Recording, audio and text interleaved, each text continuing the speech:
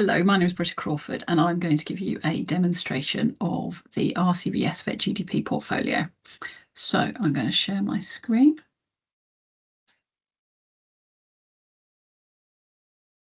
So the first thing I'm going to do is show you how to log into your VetGDP account. So you need to, so this is the front page of the RCVS website. And in the top right-hand corner, you see this button. It is 1CPD and VetGDP. So click on that. And this will ask you to put in your account username and your password. And this is the same as the password that you use for your RCVS My account. If you want to put the address in manually, you can see it's 1cpd.rcvs.org. So I'm now going to swap onto the test account so that I can log in as a graduate. So log in and get started. So the first thing you need to do is to choose your practice. You need to make sure that you have set up a relationship with your practice in your RCVS My account, and that means that it will appear here for you. And we're going to choose the test practice and continue. Now what will happen is all the VetGDP advisors at your practice, at the test practice, will appear for you to choose from. You should have had a conversation with your practice about who your advisor will be, and you will choose your advisor. And we're going to choose Adam Test Advisor and continue. The next thing you need to do is to complete this questionnaire. I'm afraid it does take about 10 minutes, so it is a bit time consuming, but it will help you to think about where you are and what you might achieve from your VetGDP. I get the option to skip the questionnaire.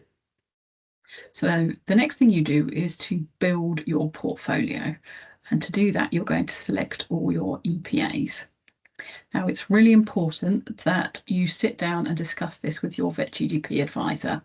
You need to choose all the EPAs that cover your full role, not just the ones that you might think are the main ones and the main relevant ones, but really think about what you're going to do in your first 12 to 18 months of practice with your VetGDP advisor, and choose all of those that will be relevant so that you get the opportunity to reflect on your full role.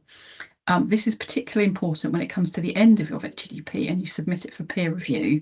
If your peer reviewer feels like one of your EPAs might be missing, then you'll have to go back and add it, and that will add more time, and that might be frustrating. So it's a good idea to get them all in at the beginning. There are 16, and one way of doing it, rather than thinking about which ones do I add, you might want to look at all of them and think about which ones that you actually don't need and look at it that way instead.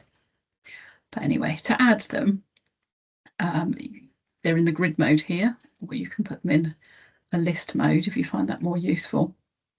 I quite like the grid mode. So EPA 1 is gather a history, perform an examination, and create a prioritised differential diagnosis list. You can get more info on this. So it tells you the full description here and what you're aiming for and the success criteria. So you will be using this one. This is quite a basic one. Most vets probably use this one, so you will add this to your selection.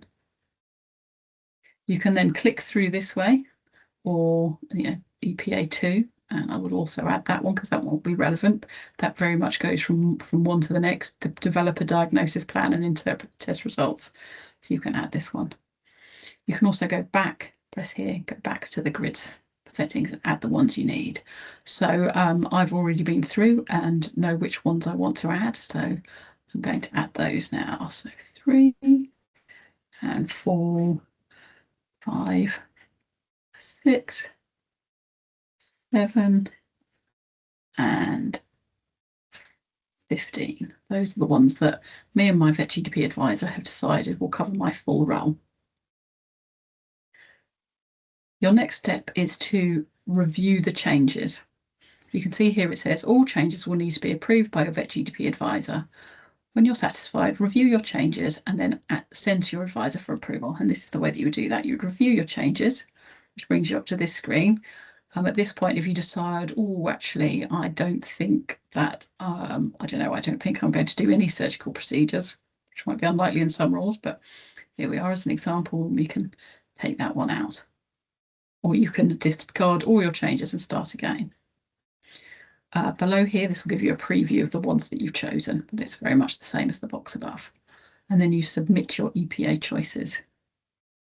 your VetGDP advisor will then get an email to say that and you've submitted your choices, and they will go into their section of your VetGDP profile and accept those, and then let you know.